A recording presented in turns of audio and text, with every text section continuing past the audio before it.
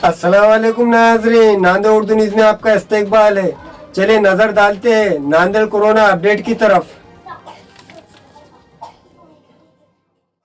सरकारी अस्पताल के जराये का कहना है कि आज कोरोना जांच नमूनों की 35 रिपोर्ट मिली है। ये तमाम की तमाम निगेटिव है। शहरिया ने नांदेड़ के लिए इत्तला इत्मीनान बख्श होंगी।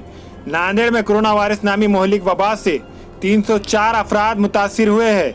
इनमें से अब तक 14 कोरोना मरीजों की मौत हो चुकी है।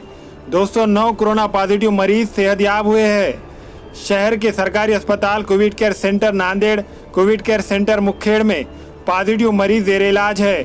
कुछ मरीज औरंगाबाद में अपना इलाज करवा रहे हैं। नांदेड़ के सरकारी अस्पताल में जेर इलाज मरीजों में से अभी 3 कोरोना पॉजिटिव मरीजों की हालात नाजुक है।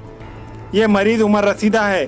इनमें एक खातून और 2 मर्द है। कोरोना वायरस की वजह से नांदेड़ में कंटेनमेंट जोन की तादाद में इजाफा हो रहा है। अस्सलाम वालेकुम, मैं अखिल मिर्जा। हमें उम्मीद है कि आपको हमारा चैनल अच्छा लगता होगा।